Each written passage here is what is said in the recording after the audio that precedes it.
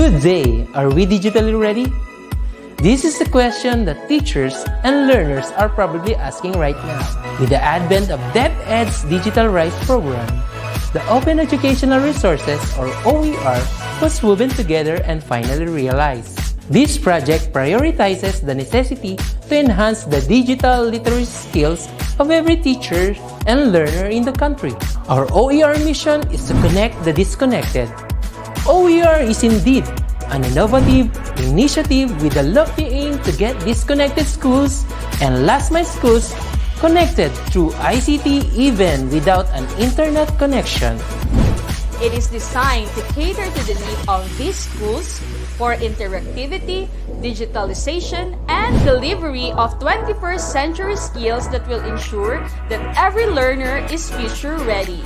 Join us in another training workshop and learn more about open educational resources, whose primary purpose is to provide support and assistance to learners and teachers in this rapid advancement of technology.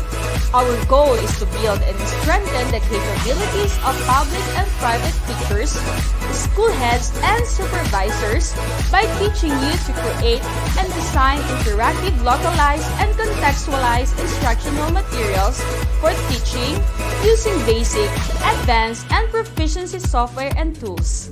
Surely, this will be another exciting and engaging webinar training workshop. Together, let's all rise amidst this crisis. Para sa bata, para sa bayan, para sa guro. Sulong Edukalidad!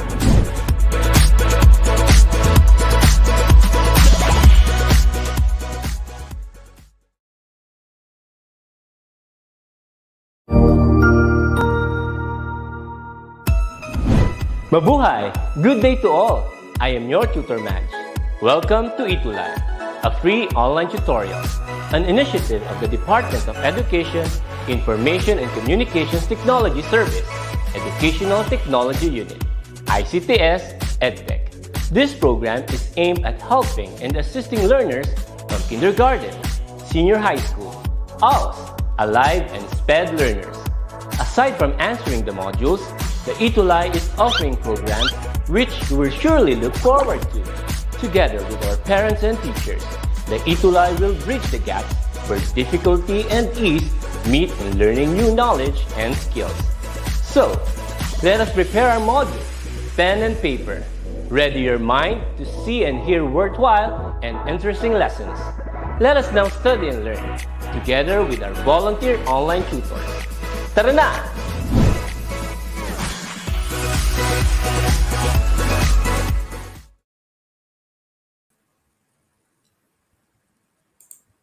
Alright, isang masaya at maalab na Monday afternoon sa inyo mga kaitulay, lalong-lalo na sa lahat ng mga hashtag mahusay na mga kabataang Pinoy at mga kapwa naming guro. Today is February 14, 2022, Valentine's Day o Araw ng mga Puso, at ang simula ng ating second semester para sa school year 2021 to 2022. Kamusta naman ang lagay ng mga puso ninyo mga kaitulay? We hope na okay ang pagtibok niyan dahil alam nyo bang we are actually also celebrating during February ang Philippine Hearts Month. You heard that right. Kaya naman ang puso ay alagaan at patuloy na pahalagahan. At tulad ng aming paanyaya sa aming mga social media posts, let us all be super this second semester kasama ang inyong mga bagong Itulay tutors for senior high school science and technology subjects. At isa sa mga pupusuan ninyong subject this second sem ay ang General Biology 2. Kasama sina Tutor Easter from SDO Caloocan City at Tutor Tina from SDO Pasig City. Good afternoon sa inyo mga partners! Afternoon! Good afternoon po, Tutor Easter. Good afternoon po, Tutor Tony. Yan. Good afternoon din po, Tutor Tony and Tutor Tina. Happy Hearts Day mga kaitulay. Yes, happy Valentine's po sa lahat.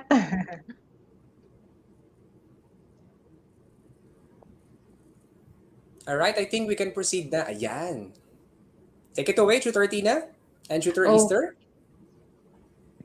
Happy Hearts Day, Tutor Tony and Tutor Tina. Happy Hearts Day mga kaitulay. Ako po si Tutor Easter from SDO Caloocan City, ang isa sa makakasama po ninyo ngayong semester para sa Biology 2. Let's learn Biology 2 together with Tutor Tina in a fun-filled, exciting, and meaningful learning experience with you mga kaitulay. Ayan, thank you so much naman sa introduction natin, Tutor Easter. So, my name is Tutor Tina from SDO Pasig and welcome po sa Itulay Online Tutorial, General Biology 2. So, Happy Hearts Day din po at Happy Valentine's sa ating mga students, parents, sa mga co-teachers natin na nanonood this afternoon. So, samahan niyo po kami ni Tutor Easter from 4:40 to 5:20 p.m. every Monday po yan. So, we'll start later. We'll start today na. So, ayan, Tutor Easter, nakatapos na tayo ng isang semester. Napakabilis lang, di ba? Kung saan sinamahan tayo ng ating mga former tutors, Tutor Eric and Tutor Wendy. Shout out po sa inyo sa kanilang General Biology 1. Ngayon, magbubukas na naman tayo ng mga bagong aralin. So, ano nga ba ang ating aabangan sa General Biology 2, Tutor Easter? For this semester, General Biology 2 is designed to enhance the understanding of the principles and concepts in the study of biology, particularly heredity and variation, and the diversity of living organisms, their structure, function, and evolution. Tutor Tina, ano nga po ba ang mga aabangan nating mga topics para sa ating mga BioStar students? Okay, so now, Tutor Easter, let's see what are the topics that we're going to discuss for the entire semester. Okay, so for quarter 3, for the first week, we're going to discuss genetic engineering. So yun yung topic natin later, mga students. Okay, so for week 2, we're going to discuss history of life on Earth. For week 3, another interesting topic, no? We're going to discuss genetics and mechanism of evolution. For week 4, we'll have evidence of evolution and speciation. And for week 5, pag-aaralan natin paano ba natin kinaklasify yung mga organisms and paano ba natin sila pinapangalanan by studying basic taxonomy concepts and phylogenetic tree. Okay, so for quarter 4, Tutor Easter, yan, mag-start na tayo sa different organ systems. Favorite mo ata to, Tutor Easter eh. Okay. Oo, favorite na favorite ko yan. Yes. So we're going to compare the different organ systems of plants and animals, and we'll start with body support and movement, followed by nutrition and immunity, next circulation and gas exchange, and then nervous system. Okay, so for the last 2 weeks of quarter 4, we'll be having different feedback mechanisms such as temperature regulation and osmotic balance and glucose level. Ayan. So bago tayo magsimula, Tutor Tony and Tutor Easter, let's have some quick reminders first para sa ating mga viewers. Okay, so first one, get ready with your pen and paper para makapag-jot down notes kayo mamaya sa mga important information na i-discuss natin. And of course, be ready with your gadgets. If you're using laptop, your tablet, or your smartphones, paki-ready rin ang mga chargers natin later para makapag-comment kayo. And if you want to shout out your classmates, your school, and of course, your General Biology 2 teacher, pwedeng-pwede yan. And of course, kailangan i-prepare din natin ang ating mga sarili. So ihanda natin, handa tayong makinig at handa tayong matuto sa hapong ito. Ayan. So paano ba natin ma-check yan, Tutor Easter? Tutor Tina, ready na yata ang ating mga kaitulay ngayon. So, paano natin malalaman kung sila ay nasa session natin? So, una, dapat ay isulat ang name, grade and section, school and location, name of teacher sa ating mga comment boxes. And please share our live stream na nagaganap po ngayon, and please be respectful with your comments. And also, please like our Itulay General Biology 2 with Tutor Easter and Tutor Tina. Yan po mga shoutout po sa ating mga mga kaitulay ngayon, di ba? Ang dami nila, Tutor Tina. Yes, share po tayo para mas marami pa pong makakrinig at matutunan ang ating i-discuss ngayong hapong ito. Okay, so thank you for that, Tutor Easter. And of course, huwag natin kalimutan maging respectful. I-share ko lang ang mantra ng aming paaralan, no? Dapat maging disiplinado, magalang at disiplinado at all times. So respect the comments of the students and also the tutors. Okay, so starting today, we'll be calling you BioStar student. So ano nga ba ibig sabihin niyan, Tutor Easter? So STAR stands for smart, talented, active, and responsible student. And each week, we'll be recognizing BioStar Student of the Week. It depends, no, kung meron tayong pa-output sa ating discussion, Tutor Easter.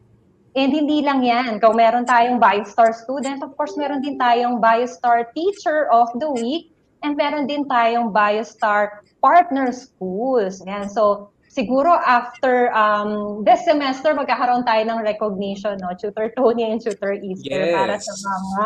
Kumbaga, lalaki yung family natin. Eventually, yung parang na-establish na connection ng mga tutors natin previously, si Tutor Wendy tsaka si Tutor Eric. Sana tuloy-tuloy lang no, ngayong General Biology 2. Yes. Thank you for that. So let's start our discussion. Ano nga ba ang ating objective o ang ating most essential learning competency for quarter 3, week 1, Tutor Easter? So our most essential learning competencies for quarter 3, week 1 is first, outline the processes involved in genetic engineering. Second, discuss the applications of recombinant DNA.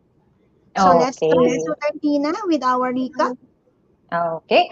So, ayan, balikan muna natin yung mga na-discuss natin previously. So, alam ko, natapos na ni Tutor Eric and ni Tutor Wendy ang General Biology 1. But of course, there are topics that are related and connected pa rin sa mga susunod nating discussion. So, ito, tingnan mo, Tutor Easter, galing pa to sa quarter 1, week 8. And if you still remember, we discussed 4 biological molecules. Pero in our recap, dalawa lang yung i-highlight natin kasi kailangan natin to later sa ating discussion. Okay, so Tutor Easter, I have here 3 statements that our BioStar students need to identify. Ayan. So don't forget to write the number. You can type your answers in the comment section, but don't forget to write the number and then your answer. So let's say, for example, number 1 and your answer is cell. Okay, ganun tayo sasagot. And if you can also include the name of your school, at kung mahaba naman, masyadong mahaba ang name of school, you can just write or type the city where you're from. So let's say, number 1 cell from Navotas or from Caloocan City, from Pasig City. Okay, so ganyan po. So let me read the questions natin dito, Tutor Easter. So for number 1, blank. Carries the genetic information in all living organisms. Okay, number 2, blank is a single-stranded type of nucleic acid that is mostly involved in protein synthesis. And for number 3, we have blank is a protein molecule that catalyzes biochemical reaction. Ayan. So, kamusta ang ating comment section? Tutor Easter, Tutor Tony, marami na bang sumasagot? Ayan, Tutor Tina, marami pang sumasagot. Number 1, DNA. Number 2, RNA. 3, enzymes. At shout out sa aking mga estudyante sa Horacio de la Costa High School, STEM 12A and STEM 12B. Hello po. Wow. Alright, I think we got the correct answer. So, hashtag mahusay nga naman talaga. Number 1, DNA. Number 2, RNA. Number 3, enzymes. Let's reveal the answers now. Okay, ang bibilis. Okay, so DNA, RNA, and the enzyme. Very good. Ang bilis at naalala pa nila. Okay, so I think, no, Tutor Easter, ready na silang makinig sa ating discussion today. Tama yes, po Tutor ba? Tina. Ready na sila. Pa-heart sign nga po dyan. Kapag ready na po ang mga estudyante nating BioStar, pa-heart sign, or pa-heart react naman sa ating react buttons dyan. Ayan, we have a viewer from YouTube, Mr. Enrico Dalupan. Hi, sir. Oh, hello na. Ayan. Sige po, tuloy po tayo. Okay, so let's start. So our DNA, nabanggit natin kanina sa recap, as you can see in the picture, this is double-stranded. Okay, and this is also known as deoxyribonucleic acid. And we all know that our DNA is the blueprint where all our characteristics and traits are encoded. Okay, so it affects the way we look, how we look physically, okay, how we survive, and how we develop. So for example, yung color of skin natin, kung fair ba yan, kung brown, the texture of our hair, whether we have straight hair or curly hair, the color of our eyes, and also our abilities, kung athletic ba tayo, musically inclined ba tayo, and even our diseases. Asthmatic ka ba, diabetic ka ba, or hypertensive ka ba? All of these characteristics, all of these traits are encoded in our DNA. So what if we have the power or ability to modify or to design ourselves into someone, or even let's say plants or animals, no, into someone or something that we want them to be or we want ourselves to be? Possible kayang maka-acquire tayo ng characteristic or traits from other life forms, from other organisms. So let's say, for example, we have here Spider-Man. Yan, siguro napanood na. Kasi matagal na tong na-showing. Si Okay, Spidey. yeah, so na-acquire niya yung ibang characteristic from Spider. So, pwede kaya, possible pa kaya sa atin yan na makuha tayong speed, yung strength, maging COVID resistant tayo. Okay, tingnan natin. So, let's have our discussion. Genetic engineering. Okay. So, ano nga bang genetic engineering? So, genetic engineering is the process wherein we deliberately or intentionally change the organism by manipulating its genetic makeup or the genetic material. Okay, so we have two types. We have the classical breeding, and then we have the recombinant DNA technology. So these are the two ways on how we can modify, on how we can design organisms. Okay, so let's differentiate the two. And let's start with classical. Yan. So classical breeding, or also known as selective breeding, has been done during ancient times. So matagal ng panahon to, Tutor Easter and Tutor Tony, ginagawa na ng mga tao. But during those time, wala pa tayong idea or hindi pa natin na-discover ano ba ang gene? Para saan ba yung genes? Meron bang genes talaga? Okay? So we are concentrating or we rely only sa natural processes. And what are these natural processes? Sexual and asexual reproduction. Okay, so anong gagawin natin? So we select organisms. So let's say plants or animals, lower forms of animals, and then we mate them or we breed them. Okay, so these selected organisms have these desirable traits. Paano ba tayo ano ba yung mga desirable traits na to? So these are the traits that we consider important or valuable. Okay, so let's say, during this time, ano ba yung magiging beneficial sa nakararami, sa tao? Ano ba yung magiging important, diba? So, depende yan kung anong panahon meron tayo. Okay, so let me give you an example. So, let's say we have here, meron kang dalawang plants. Okay. So, yung isa, it bears fruit na maliliit na yung bunga niya, no? Okay, but matamis naman. Okay.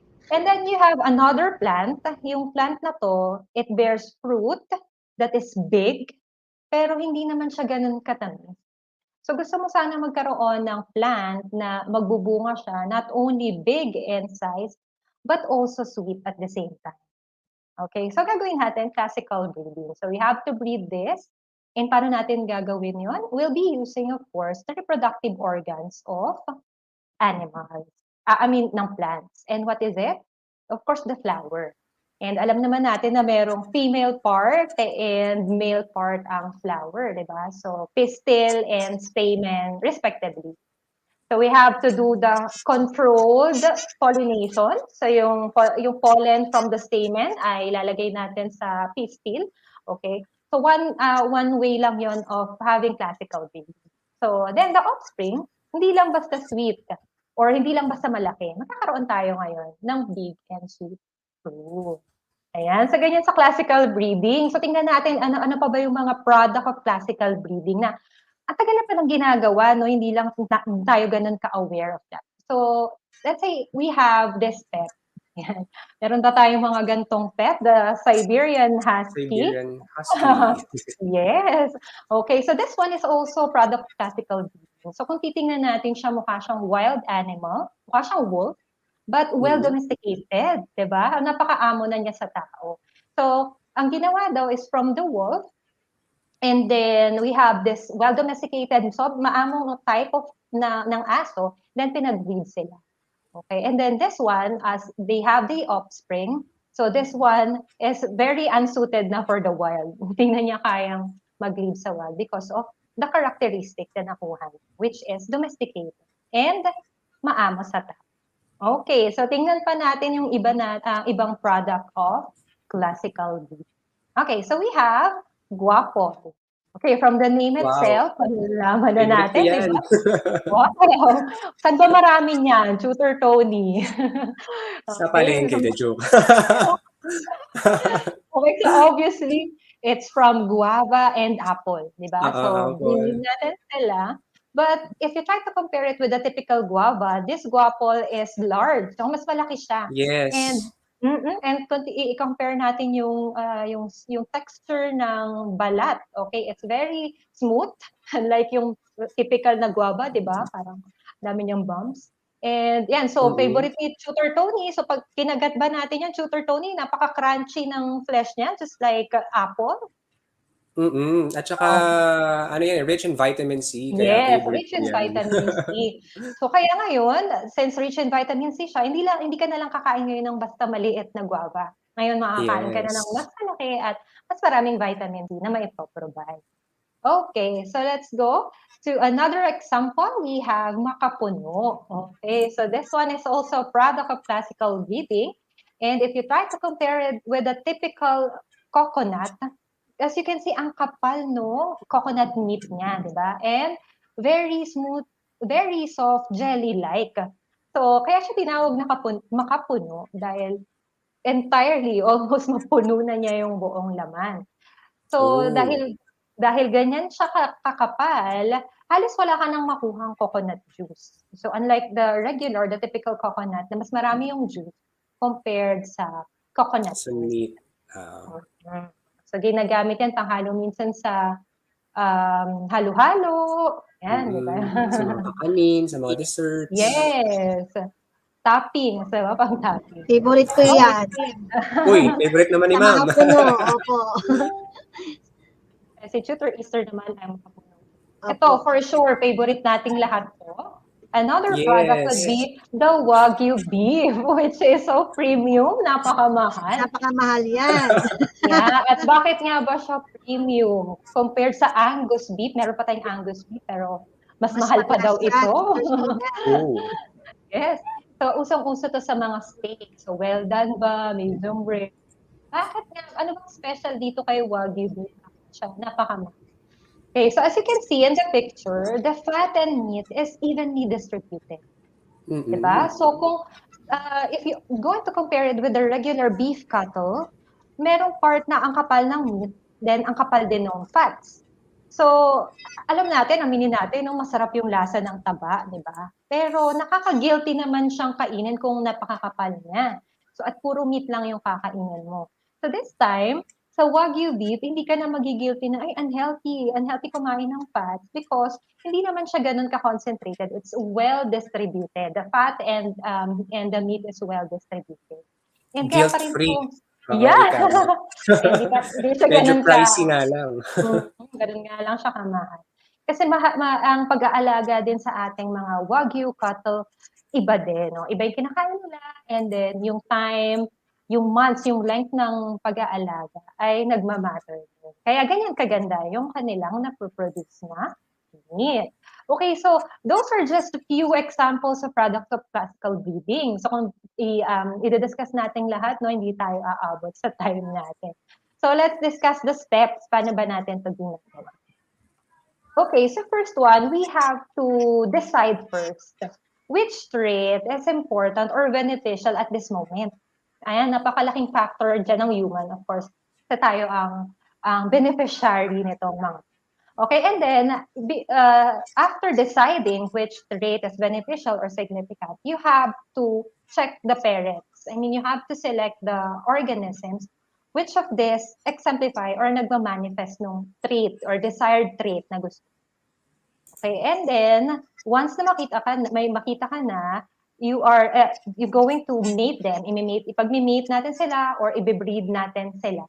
Okay, and then the offspring na makakapag-express ng desired trait na yon will be the one chosen. So let's say meron tayong 5 offspring. Maybe 2 lang dyan yung merong ganong, 2 or 3 lang ang magkakaroon ng trait na gusto natin. So pipiliin lang ulit natin yon. And then sila naman ngayon yung ipagbe-breed natin. So we have to just repeat and repeat the process until all of the offspring now, ganun na yung makukuha nating, yung mag-express na siya or mag-manifest na siya ng trait na gusto natin. Okay. So yan. So before I move on to the other type of how we modify organism, let me just emphasize that in classical breeding or selective breeding, we are manipulating or we are changing the characteristics of organism indirectly. Yan na. So i-highlight natin yung indirectly because we are only focusing on the physical traits. Tama po ba? Diba, Tutor Tony, Tutor Iser? So Yes. gusto lang natin malaking fruit. Gusto natin well-distributed yung fat and meat. Okay, so puro physical traits lang yung or maamo sa tao. Okay, so we are manipulating the characteristic or the gene, the genetic makeup only indirectly. Okay, so but now, okay, because of the advent of technology, okay, scientists can now directly study the genes. Okay, Yan na. so saan ba ito ginagawa? So if we are only relying, kung si classical breeding, we are only relying on the natural processes such as sexual reproduction or asexual reproduction. Here in genetic engineering, we are using different molecular techniques. And when we say molecular techniques, we are manipulating the things that we can no longer see by our naked eye. Diba? Kasi kanina, physical traits lang tayo. Now, hindi na natin siya nakikita. We On need the the molecular level na po, no? Yes, Tutor Tina? no, not just cellular, sir. Diba? Na pag cellular, we can use microscope. But this one, we are doing molecular techniques. So we'll be using now gel electrophoresis or PCR machine. Ayan. So makikita natin yan sa different molecular biology laboratories. Okay. So here, it involves now the isolation of the gene itself, yung desired gene natin. Let's say, for example, tingnan natin yung picture natin dito. No? Yung gene na gusto natin kunin would be the disease resistance gene. Okay. And then this one, we need to isolate that. And then we are going to make multiple copies of that. Okay. So we call that DNA cloning. So yung word na cloning is process of making exact copies. So when we say exact copies, hindi lang physical na magkakamukha, but they are genetically identical. So meaning, what's inside their nucleus, what's inside their DNA are the genes, and all those genes are genetically identical. Okay, so hindi lang physical, hindi sila magkamukha physically. No, but they are genetically identical inside. Okay, so in doing that, we may, this involves 3 things. Okay, so for number 1, it could be we are introducing new traits. So let's say in a typical organism, in a typical plant, in a typical animal, wala naman talagang ganong trait. But since we are doing genetic engineering, we are introducing a new trait. And mas dadami sila. Yun ang goal natin, padamihin sila. And then number 2, pwede rin namang present yung trait na gusto natin. Pero hindi siya ganun kadami.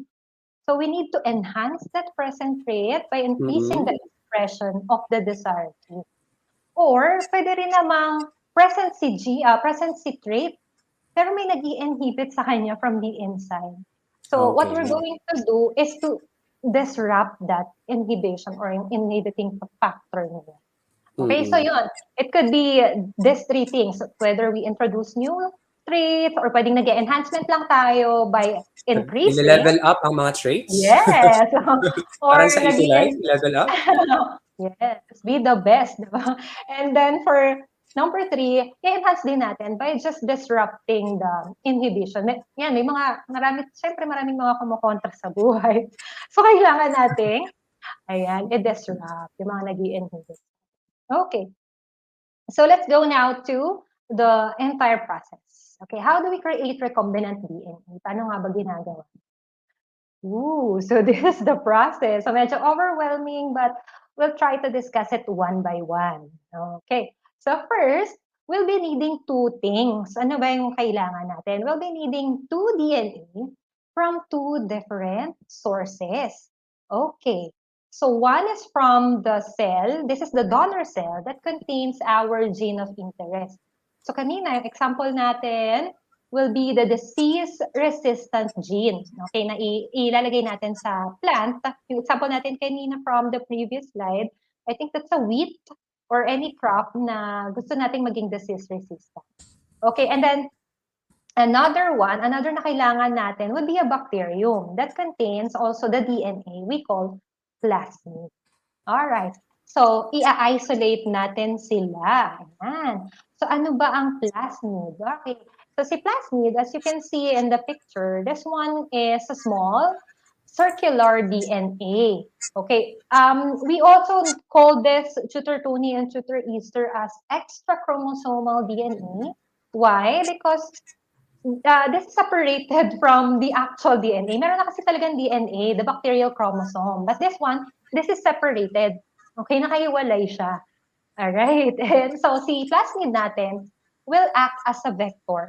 Or when we say vector, this one is a vehicle. Okay, so parang siya yung sasakyan. And then si gene of interest natin would be the passenger. Okay, so later on, i-discuss pa natin. So as you can see here, ang liit-liit lang nung gene of interest natin. From the entire strand, DNA strand, kung gaano kahaba yan, just a portion of it, yung gene na yun na nag-express ng, for example, disease-resistant would be just this little. Ganun lang kaliit. Alright, so now that we prepare the 2 things that we need, let's go now to the process. Okay, so isolated na, let's say na-isolate natin sila from the cell, na-isolate natin from the bacteria, si plasmid. Okay, so what are we going to do? So one is to cut. Okay, we need to cut the gene of interest. As you can see, ayan, black lang siya. By using an enzyme. Yan, kanina tinanong natin sa recap si enzyme. Yes. Anong enzyme ba yan? Yes, ito, ano ba to? Very important to. Tandaan natin. This one is restriction enzyme. Alright. So restriction enzyme, Tutor Tony, Tutor Easter, it acts like a pair of scissors. Ayan, no? Tagagupit. Okay, so it will cleave our DNA to the exact or specific site. So if you still remember the discussion, diba, we have the nitrogenous base pairing. So si adenine, thymine, guanine, cytosine. Okay, so this one, si restriction enzyme, alam niya kung saan exactly ikakat. Okay, so anong site, dun lang niya ikakat. And that very same restriction enzyme will also be the one to cut open our plasmid. Okay, kasi close pa si plasmid, diba? So we need to open it up para ma-insert natin si gene of interest. Okay. So now that we cut that, yung usual na ginagamit natin sa restriction enzyme is EcoRI. Ayan yung mga usual na ginagamit sa molecular laboratory. So anyway, if you go into science field, we will dig deeper to that. Okay, so for number 2, we need to insert now this gene of interest to the plasmid. Ayan na. So magiging passenger na natin si gene of interest, and si plasmid will do its job to be the vector, okay, to be the vehicle. Okay, at paano ba natin siya isi-seal, Tutor Tony? We need another enzyme again. Okay. So another enzyme is used to seal these ends. Meron namang we have the sticky ends. Sticky naman na talaga yung end ni restriction, gene of interest and plasmid, but we have to seal it. So we call that the DNA ligase. DNA ligase. Okay. Kasi DNA ligase will act as a tape or a glue, para siyang glue, no, na magdidikit or scotch Mag-seal. tape, no? Yeah, na-seal niya talaga yung both ends. Okay, and now we have the recombinant DNA. Okay. Yeah, meron na tayong recombinant DNA. So ano nang gagawin natin ngayong meron na tayong recombinant DNA? We need to put it back. Okay, we need to insert it Yes, back yes. to the bacterium. Okay, kailangan natin Yes. siyang ibalik dun sa bacterium. And then this bacteria now will divide multiple times to create multiple copies of our recombinant DNA na merong gene of interest. Okay. So, sobrang dami na niya. Di ba? As it divides, these are all genetically identical. Okay. Genetically identical lahat yan. And then we have multiple copies of it. Okay. So now, na meron na tayong multiple copies, okay, babalik ulit tayo. So we have to isolate that gene. Okay. Kasi ang dami na niya, pwede na natin siya ngayong i-isolate at ilagay ngayon sa mga organisms na gusto natin. So let's say here, dito, Tutor Tony and Tutor Easter sa plants, no? Kanina yung example natin is the disease-resistant gene. So pwede na nating ilagay yan. And if you can see, sa other portion dito, meron namang copies of protein. Okay, di ba, we all know that the DNA could be convert into RNA through mRNA, tama ba? And then this mRNA will be the one, so anong gagawin ni mRNA? Papalitan lang niya si thymine, di ba? Kasi walang thymine sa RNA, we only have uracil, okay? So now that we have the mRNA, then this now can be used to create the amino acid sequence. And the amino acid sequence, we all know that it creates protein. Okay. So yan. So kaya dito, merong copies of gene on the other side, and then meron din copies of protein on the other side. At tingnan nyo, ang beneficiary ng proteins, usually humans. At bakit may ganyan dyan, merong ruler? Because one of the product of recombinant DNA is actually growth hormone. Ayan, mamaya, i-mention ko rin yung mga product ng recombinant DNA.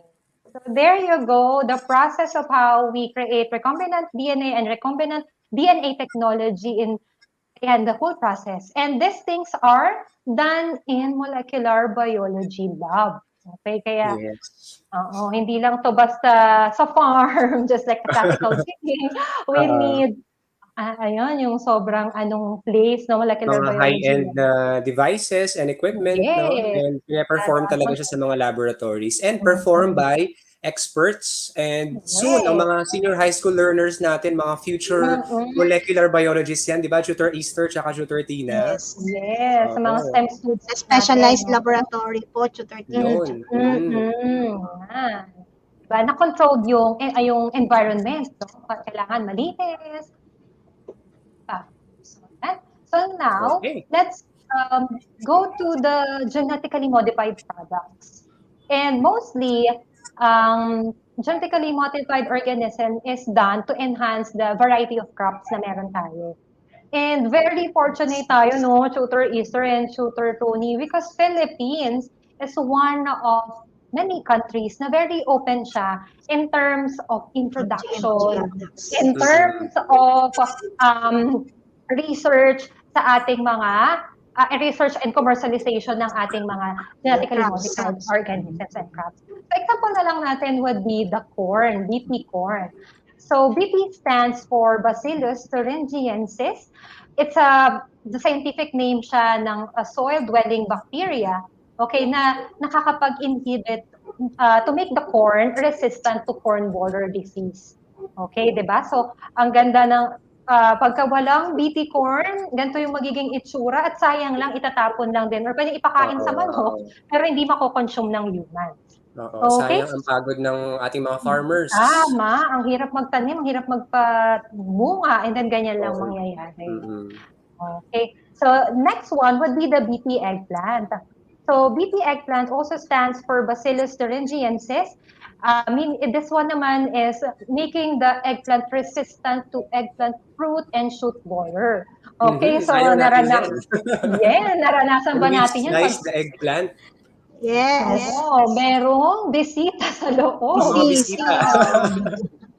So, sayang lang din. Itatapon lang din natin. So, we have here, the BPX.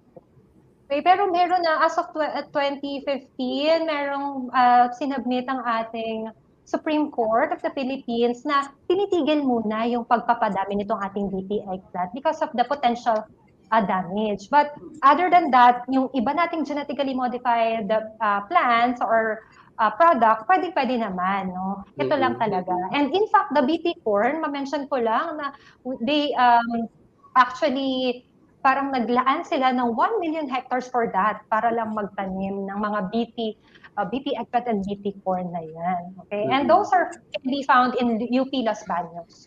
Itong mga. Yes, ang mga experts natin sa agriculture. Yes, sa agriculture, UPLB. correct. Yes, correct, Tutor Tony.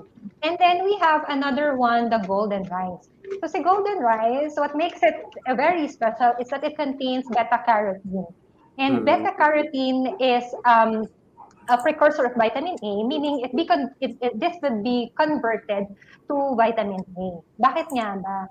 Para saan ba si vitamin A? So, si vitamin A is good for our eyesight, para sa mata, sa skin natin, and of course, sa immunity. And if we have vitamin A deficiency, it could lead to blindness, it could lead to immunodeficiency, kasi nga bumababa yung resistensya ng tao.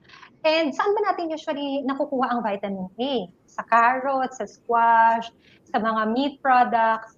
But ang natatamaan usually ng mga deficient vitamin A is kids. So mahirap silang pakainin pa ng gulay, di ba? Okay, so ano ba ngayon ang pinaka-staple food? Staple food. Siyempre, Rice. rice. Yeah. Rice is Diba? life. And the rice is life. So yan ang naisip ng ating mga scientists. Why not lagay natin siya sa golden at sa rice, no, to make it higher in vitamin A. So yan yung story or history behind ang ating golden rice. And of course, makikita din natin to sa UP Las Baños, sa International Rice Research Institute. Yan. So yan, sila ang nag-aaral, nagre-research, sila din ang nagko-commercialize ng mga gantong product. So, okay. So our genetically modified products is not limited only to plants. We also have other application. Pag yung genetics, we have genetically recombinant bacteria na merong human genes, we can create a protein with that. So binanggit ko na kanina na yung DNA, pwede siyang maging protein. So ito yung ginagawa. And one of the example of protein is the hormone insulin. Insulin. Diba? Para sa mga diabetic. Okay, so yung mga so tayo Pero naturally hindi ko pa naman kailangan ng insulin. Ayan. So control lang talaga sa akin. Normally naman, 'di ba, Tutor Easter and Tutor Tony, we are producing insulin in our body Yes. by the pancreas. Ginagawa naman talaga natin ng pancreas natin. But if you have diabetic nga, 'di ba, the type 1 specifically, the type 1 diabetic, yung pancreas natin, hindi sila nagsisynthesize ng insulin. So that's why, yung mga merong diabetic patient with type 1, they need to inject themselves daily. Kasi hindi nga sila medyo dependent na sila sa gantong products natin. That's why very important yung production ng mga gantong products. Ang galing ng genetic engineering. So ayan, nakalagay is the recombinant DNA origin and insulin for humans. So okay. So marami pang applications for that, no? Hindi na nakakayanin ng ating time. So balikan lang natin yung steps. Mabilis na steps lang. So isolate the DNA from that two things that we need, cut it using the restriction enzyme, and then seal it with the DNA ligase. And then we need to transfer it back again to the bacteria. And then the bacteria will multiply, make several copies of it, and then insert it to the organism that requires or need the specific gene. Okay, so ayan. Okay, salamat Dr. Tina sa magandang kaalaman sa genetic engineering. I'm sure marami natutunan ng ating mga BioStar students. Shout out sa Davao, Isabela, Batangas, at saka marami tayong mga viewers ngayon. So, it's time for our knowledge check, mga ka-BioStar. Okay, Tutor Tina, for number 1. Okay, tingnan natin for number 1. Which of the following cuts DNA at specific sites? A. Plasmid. B. DNA ligase. C. Okazaki fragments. D. Restriction enzymes. BioStar Okay. students, can you type your answer? Oo, which one cuts? Okay, there Yung is an parang answer. nag-act ng Letter scissors, B. no, kanina. Tutor Tina, is it Yan, letter meron B? na. Okay, meron na si Elena Remozora. She answered letter D. Okay, Okay, so very tama. good. It's letter Okay, D. Number 2, tingnan 2. natin. Is a circular DNA molecule that is separated from the material chromosomes? A. Plasmid. B. DNA ligase. C. Recipient cell. D. Gene of interest. Okay, ano nga ba ang mas sumasagot? May mga sagot Shoutout na lang sagot sa na. aking kumare while waiting, Tutor Tony. Nanonood ang aking kumare si Ma'am Evelyn Ongkoy, ang co-teacher ko rin. Hello, hello. Wala Okay, pang Hello Tutor po. sumasagot. Tina, what is the answer? Okay, so ang ating answer is, wala pang nagsumasagot sa ating mga Meron ng biostar. sagot? Here, Meron na letter po A, mga sagot. letter A, Letter A. plasmid. Okay, Okay. plasmid. Very good. Next, number Number 3, 3. which enzyme is used to join DNA molecules? A. Plasmid. B. DNA ligase. C. Okazaki fragments. D. Restriction enzymes. Okay, BioStar students, what is your answer in number 3? Number 3, used to join DNA Ang molecules. mga taga-seal na mga Okay, may dapat mga sagot na i-seal dito, during Teacher the process. Tina. Letter B daw ang sagot. Is it letter Okay. B? Yes, letter Okay, B, very Tutor good. Easter. Let's go to number 4. Number 4, which of the following involves cutting DNA sequences and pasting them on a new sequence to create an organism with a specific set of handpicked traits? A. Mating. B. DNA cloning. C. Classical breeding. D. Recombinant DNA technology. Okay, there is an answer already, Teacher Tina. Letter D, Answer nila. correct. Okay, very good. And for number 5, All are All are- products of recombinant DNA technology except A. Insulin. B. BT corn. C. Makapuno. D. Golden rice. What is your Alin answer, dyan ang BioStar hindi students? For number 5? Let's see. Okay, All the right. answer, Elena says there is letter an C. answer, letter C. Tutor Tina? okay, yes, correct. Okay, Letter very C, good. makapuno. Napakagaling Galing. naman ng ating mga BioStar students. So now, okay, so ang aming pa-assignment ni Tutor Easter, since hindi natin na-discuss yung mga risks, no, mga pros and cons, you have to research about the different risks and benefits of genetic engineering. How would you assess it, and how is it changing our world? You may send your outputs on our official Facebook page, Itulay Tutor Easter and Tutor Tina, until February 19. I-check namin yan. And then next week we'll be recognizing sino ba yung BioStar Student of the Week. Okay.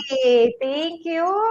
So before we end, Tutor Tina, we would like to share these thoughts to ponder. We must learn how to think not only logically, but biologically, by Edward Abbey. Okay, Tutor so Tina? not only logically, because everything starts with the problem and then the need arises. Paano ba natin yung gagawin? So, if logical lang tayo titingin, then okay, hindi natin ma-dig deeper ano ba yung magiging solution natin. So, actually, i-relate natin yan kanina sa ating discussion sa genetic engineering. Okay, so not just to address the problem itself, but we have to look how living organisms respond. So, yeah, so you need to take it biologically. Okay, so ayan ang ating mga references, Tutor Tony. And don't forget, of course, ang ating mga bagong tutors for second semester na talaga namang aabangan at pupusuan ninyo, mga senior high school learners. So we have different subjects like physical science, disaster readiness and risk reduction, empowerment technologies, and of course, kita-kits tayo next week for our second week ng ating General Biology 2. And for your comments and feedback, ayan, scan nyo lang po ang QR code and then you may proceed also sa ating link, tinyurl.com/itulay-feedback-form. Okay, marami pong salamat. And up next would be the ALS, okay, the Alternative Learning System, Lifelong Learning. Okay, so this has been Tutor Tina from SDO Pasig. Thank you so much. Ako po si Tutor Easter from SDO Caloocan City na nagpapasalamat at muling nag-iimbita na samahan kami tuwing Lunes 4:40 to 5:20 p.m. at nagsasabing ikalat at ibahagi ang mga pagmamahal sa bawat isa. Yes, love, love, love. This has been Tutor Tony of SDO Quezon City. See you again mga kaitulay, mga Bio Star students. Paalam. See ya. God bless. Bye-bye. God bless!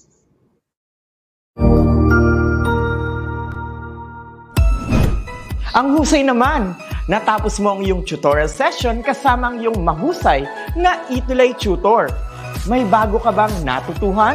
I-share na yan gamit ang hashtag #ItulayLevelUp. Huwag aalis ha dahil may susunod pang programa na pwede mo ring panoorin at salihan dahil naghihintay na ang iyong mga tutors. Happy learning dito sa Itulay!